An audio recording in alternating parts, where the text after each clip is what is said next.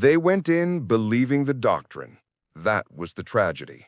From the first days of America's air war over Europe, the men of the 8th Air Force had been told that the B-17 Flying Fortress and the B-24 Liberator, bristling with .50 caliber guns, flying in tight combat boxes, overlapping fields of fire, could fight their way to any target and back without the need for escort fighters. The bomber will always get through, the theorists said. But 1943 was the year the doctrine died, the year the sky over Germany exposed the terrible difference between theory and survival. The first hint came in the spring, when the 8th Air Force struck targets in the Ruhr. The bombers flew in neat, disciplined formations across the North Sea, their engines droning in unison, silver wings catching morning sunlight. But as soon as they crossed the Dutch coastline, the Luftwaffe appeared, Bf-109s and Fw-190s guided by radar, vectored with precision from ground controllers who had spent years perfecting the art of air defense.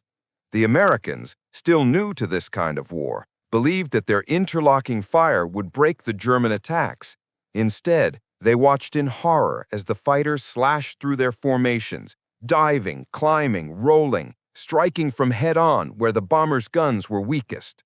Crews who had never seen combat found themselves fighting for their lives in a sky that seemed to belong entirely to the enemy. Losses mounted. Missions that planners expected to cost 5 airplanes cost 10. Missions expected to cost 10 cost 20. And yet the doctrine held, at least on paper. Commanders insisted that persistence would wear down the Luftwaffe. But the men in the waist, the tail, and the cockpit knew better. They saw the same German fighters day after day, pilots who were veterans of Spain, Poland, France, and Russia, men who had hundreds of combat hours and fought with a lethal calmness no American rookie could match. By mid-1943, the truth was unavoidable. Deep penetration missions into Germany were becoming suicide without fighter escort. Still, Washington demanded results. Bomber Command needed to cripple German industry, and the target that planners believed could break the Reich was deep inside Bavaria, the ball-bearing factories of Schweinfurt and the Messerschmitt assembly lines at Regensburg. If those factories fell, American analysts argued, the Luftwaffe would collapse for lack of parts. The cost, they warned, would be high, but no one, not even the most pessimistic commanders, understood how high.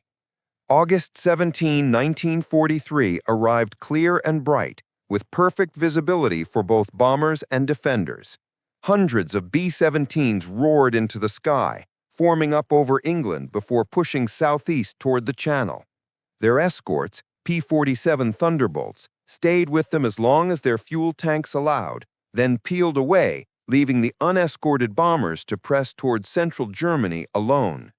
It was the moment every man and every bomber dreaded. The Luftwaffe knew when the escorts turned back. They waited for it. As soon as the P-47s disappeared, German radar operators relayed the signal, and fighter bases across Holland, Belgium, and Western Germany launched wave after wave of interceptors. By the time the bombers crossed the Rhine, the sky behind them had become a black, churning wake of smoke trails, flaming wrecks, and parachutes drifting helplessly downward. Still they flew on, toward Regensburg, toward Schweinfurt, toward targets they believed would shorten the war. But for many, the mission would become the day they learned the truth. Courage could not compensate for doctrine built on fantasy. Even before the bombers reached their objectives, losses were catastrophic. Entire squadrons were shredded by coordinated head-on attacks. The Luftwaffe's preferred tactic, coming straight into the formation, filling the windscreen with silver wings and tracer fire, then breaking at the last possible second.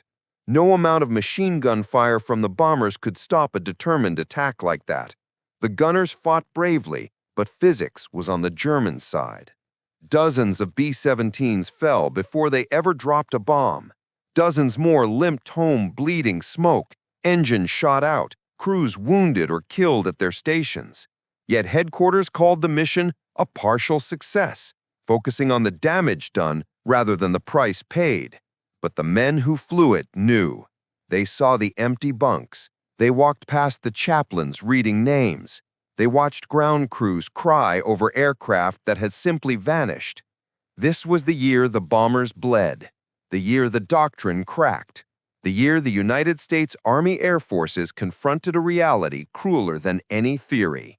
Without a fighter that could go the distance, into Germany, to the target, and home again, the strategic bombing campaign was not sustainable. In 1943, that fighter did not yet exist, and until it arrived, the bombers would continue to die in the skies over Europe. Dawn broke clear over the English countryside on August 17, 1943, and for a moment, the men of the 8th Air Force allowed themselves to believe that the mission ahead, massive, unprecedented, ambitious, might actually work. The plan was simple on paper and brutal in execution.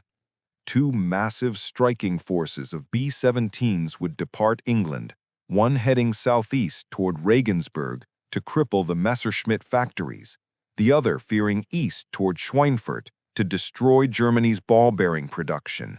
If both targets were hit hard in a single coordinated blow, analysts claimed, the Luftwaffe would collapse within months. The crews didn't care about theories anymore. They only cared about survival. From the moment the first B-17s lifted off, something felt wrong. The mission depended on perfect timing. Regensburg's force needed to draw off fighters early, clearing the path for the Schweinfurt bombers trailing behind. But weather delays staggered the launches. What should have been a tight 1-2 punch became two separated formations, each vulnerable in ways planners never intended. Still, the bombers formed up, engines thundering, wings shimmering, hundreds of fortresses climbing into the cold morning air. The P-47 escorts stayed with them as long as their fuel tanks allowed, but everyone knew the truth. Thunderbolts could not escort all the way.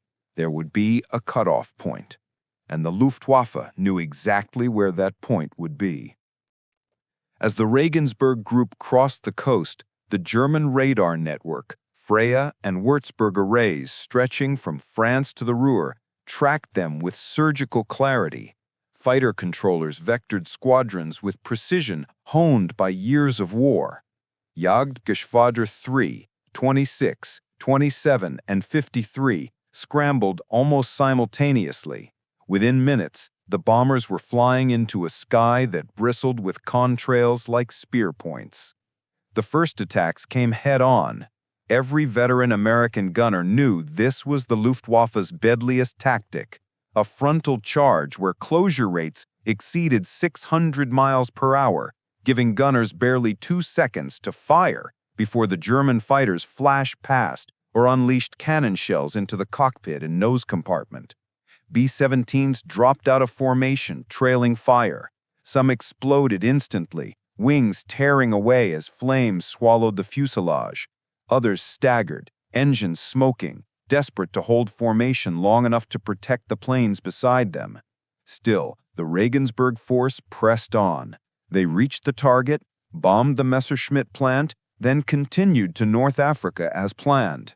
Their losses were brutal, but survivable. The real disaster was happening behind them. The Schweinfurt force had been left alone with the full weight of the Luftwaffe, its timing fatally disrupted by the earlier weather delay. As they crossed into Germany, the sky became a layered ambush. First came waves of Bf-109s and FW-190s, then twin-engine Zerstörer, heavy fighters firing rockets and 20mm cannons from standoff distances. The bombers' formation, designed to create overlapping fields of fire, began to break under sustained pressure. For the gunners, the world dissolved into chaos, engines bursting into flame, oxygen lines rupturing, plexiglass shattering under cannon fire. Men froze to death at their guns when their oxygen systems were hit. Others bled out silently in the waist as the bomber shook violently around them. But the mission demanded they continue, so they did. They reached Schweinfurt, dropped their bombs, and turned for home, straight into more German fighters, now rearmed and waiting. It was here, on the long flight back to England, that the scale of the disaster became clear. The formations were ragged. The sky was dotted with smoking aircraft falling behind. Luftwaffe pilots later described the retreating bombers as herds of wounded animals.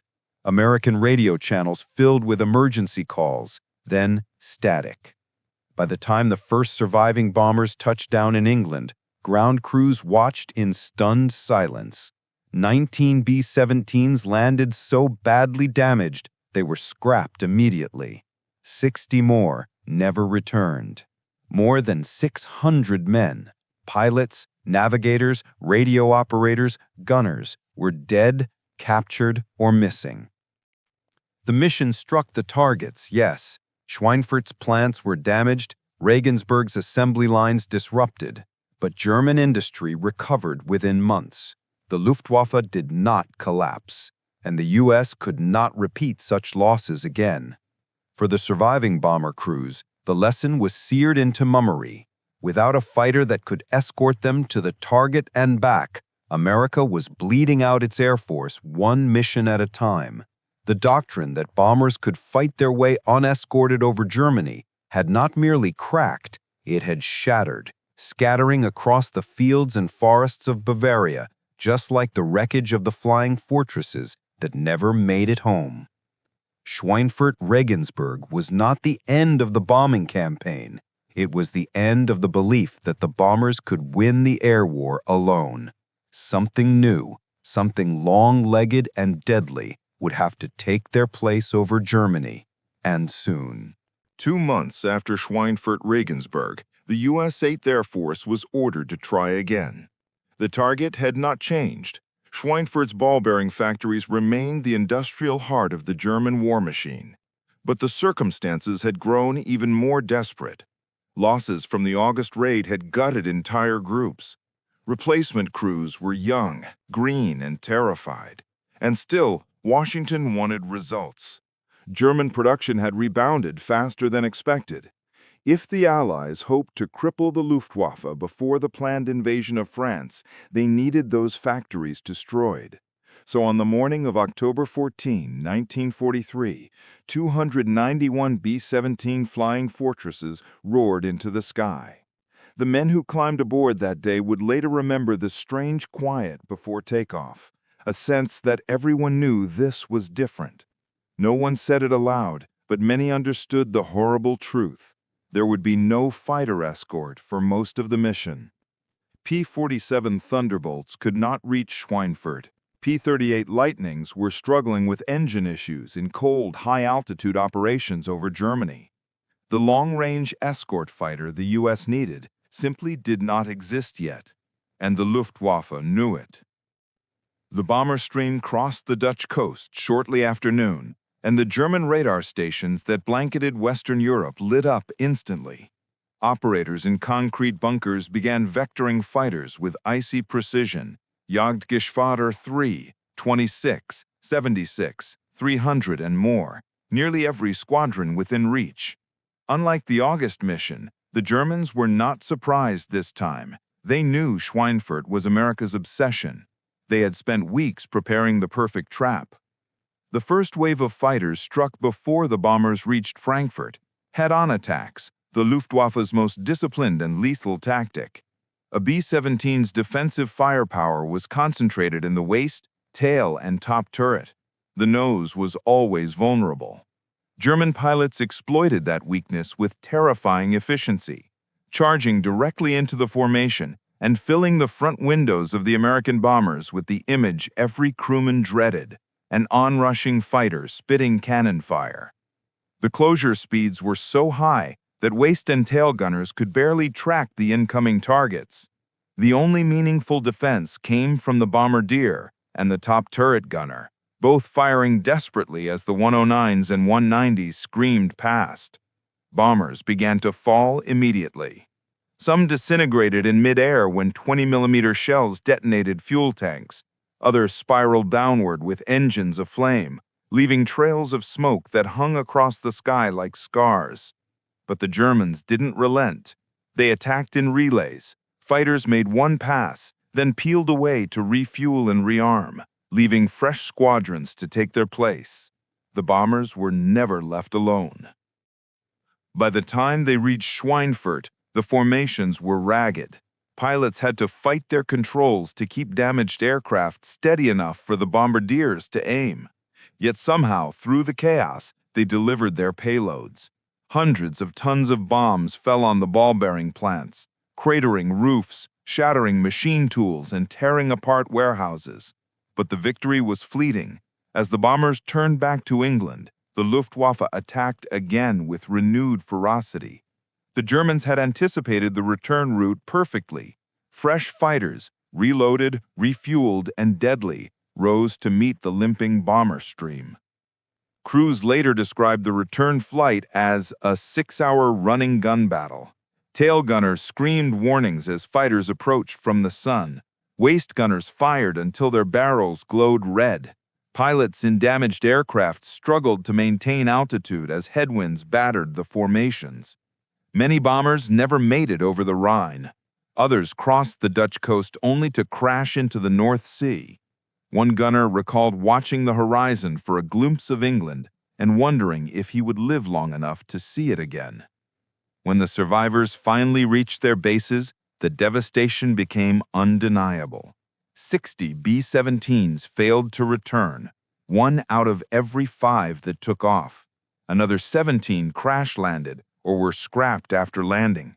More than 600 airmen were killed, missing, or captured. The mission became known as Black Thursday. Schweinfurt's factories were damaged again, but not destroyed.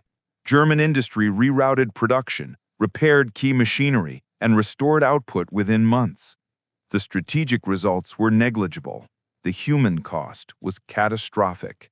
After October 14, the 8th Air Force could not mount another deep raid into Germany for nearly 5 months. They simply didn't have the aircraft or the men.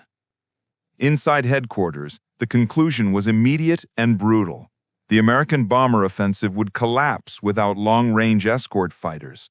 The doctrine was finished. The idea that bombers could fight their way to the target alone was dead, and it had died in the skies over Schweinfurt. But even as the bombers reeled from Black Thursday, something new was waiting in the wings. A fighter with the range, speed, and firepower to escort them into the heart of Germany. A fighter that would change everything. The P-51 Mustang was coming. Before the Mustang entered the war, the air over Germany belonged to the Luftwaffe.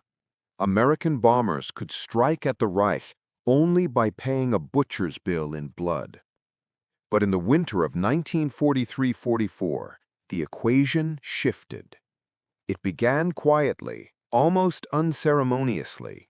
Just a few test flights, a few whispered reports, a few commanders realizing that something extraordinary was happening.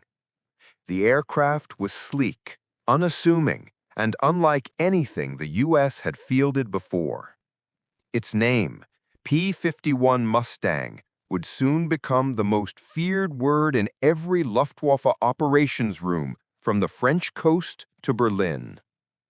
The key was range. Every American pilot understood this instinctively.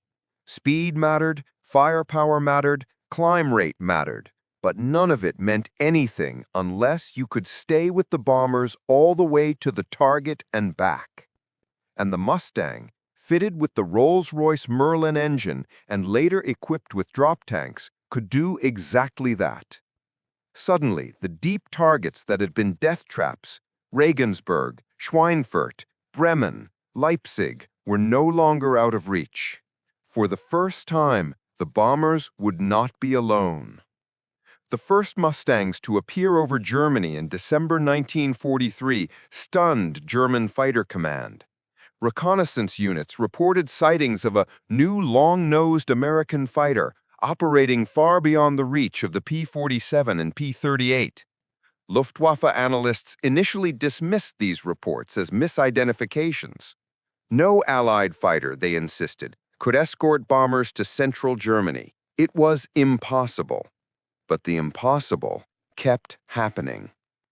In early 1944, the Mustang groups, 354th, 357th, 4th, 352nd began aggressive sweeps far ahead of the bomber stream. They did not wait for the Luftwaffe to attack. They hunted.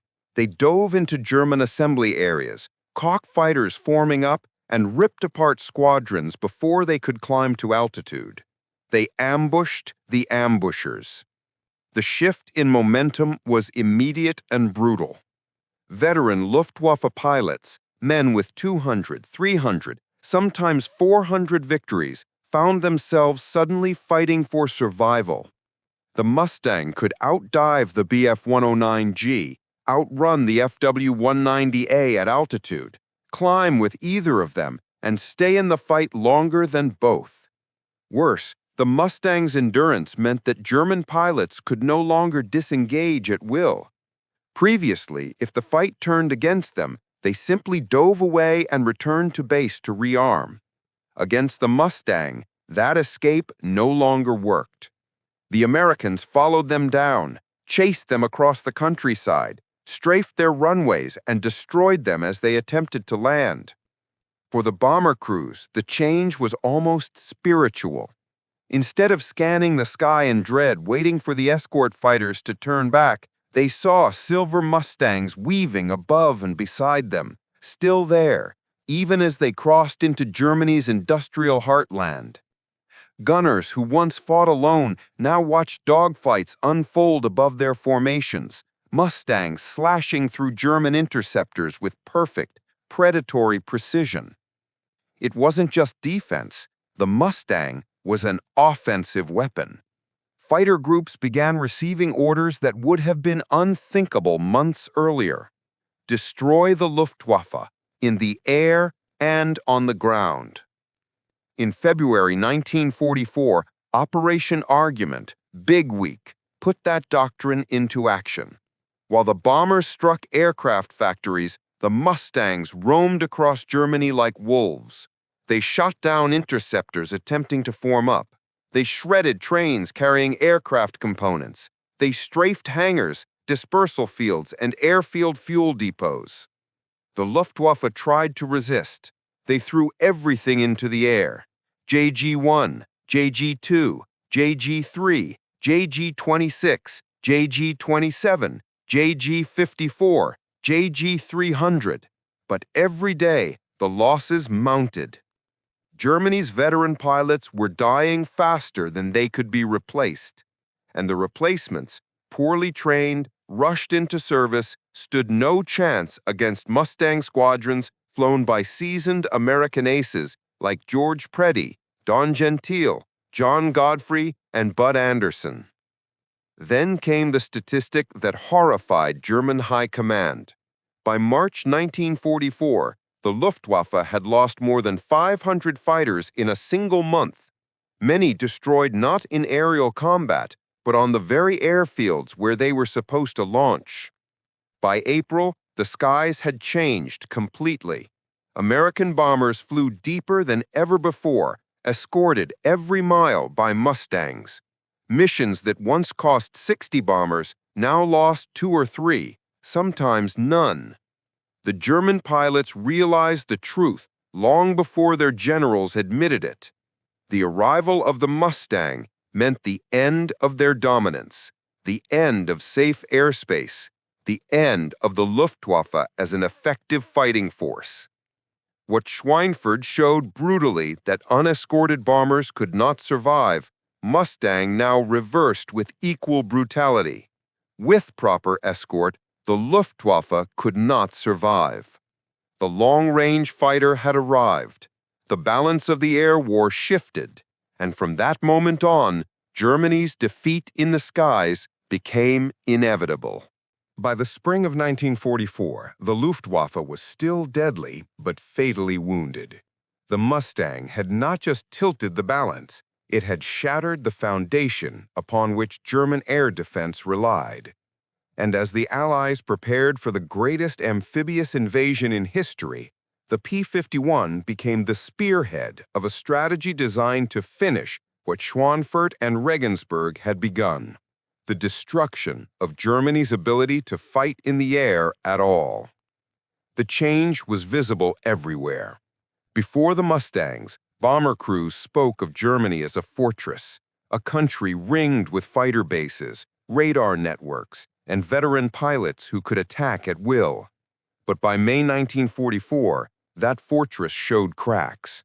Luftwaffe fields, once bustling with seasoned aces, now held only a handful of aircraft, many damaged, many flown by boys barely 18. Fuel shortages began limiting training hours.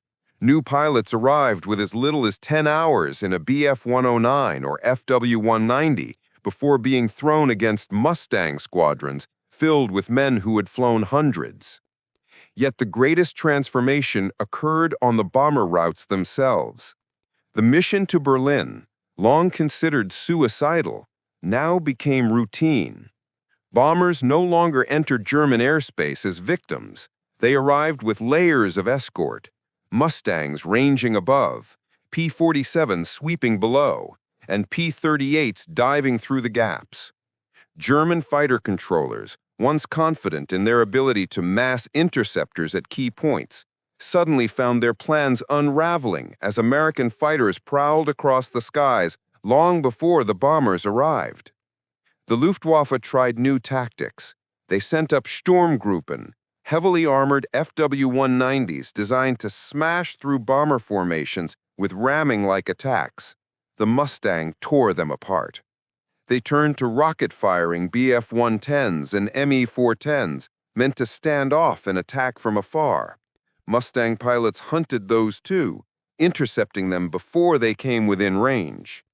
Even the Me-262 jet, the technological miracle Adolf Galland believed could save the Reich, could not alter the outcome. When it appeared in mid-1944, the Mustang was already waiting.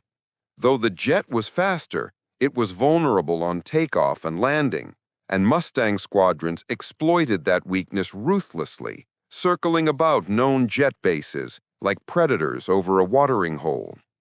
Galland himself would later write that the Mustang was, in my opinion, the finest all-around piston fighter of the war. But what truly broke the Luftwaffe was not combat alone, it was attrition. The Mustangs killed the Luftwaffe faster than Germany could replace it. Every month, the numbers grew more lopsided. Every month, Allied air strength grew while German strength collapsed. Operation Argument, Big Week, had been the beginning, but what followed was the grinding destruction of Germany's air arm, piece by piece. Hangars burned, factories shattered, rail networks smashed, storage depots consumed by flame. By June 1944, as the first airborne troops jumped over Normandy, the Luftwaffe could put only a token force into the air. Its fighters appeared sporadically, often individually or in small, disorganized groups. The once feared massed interceptors of 1943 were gone. For the ground troops storming ashore on D-Day, the absence of German aircraft was more than a relief. It was a revelation. The sky belonged to the Allies, completely. And it was the Mustang that made this possible. Without long-range escort, the Luftwaffe would have continued tearing apart American bomber formations. The invasions of France and Italy would have been infinitely more dangerous. The German war machine, its fuel plants, ball-bearing factories, and aircraft works would have survived longer, perhaps long enough to change the course of the ground war. Instead, the Luftwaffe was bled out in the skies over its own homeland. By early 1945, Germany's once legendary fighter force had become a shadow. Pilots flew only when fuel permitted. Training flights were reduced to minutes. Many new recruits died on their first mission, never having mastered the aircraft they flew. Meanwhile, Mustang groups swept across Europe with near impunity. They strafed airfields, destroyed locomotives, severed rail lines, and hunted anything that moved. The bomber offensive, once crippled, now devastated Germany's ability to wage war. Refineries burned, transportation collapsed, industry withered. And everywhere the bombers went, The Mustangs were there, curving high above them, engines humming with confidence, wings gleaming in the sunlight of a sky no longer contested. The story that had begun in tragedy over Schweinfurt ended with domination over Berlin. What had once been impossible, the complete collapse of German air power, became undeniable reality. The Mustang did not win the war alone, but without it, victory in Europe might have taken years longer and at a cost far higher. For the bomber crews who survived 1943, the meaning was personal. They knew exactly what the Mustang had given them, not just escort, not just protection, but survival. They had lived through the year the bombers bled. They had witnessed the doctrine fail. They had watched friends disappear into the clouds over Germany. And they also saw, with the arrival of the Mustang, the moment the skies finally turned in their favor. To them, the P-51 was more than a fighter. It was the answer to their darkest year. It was the machine that restored hope. It was the weapon that broke the Luftwaffe.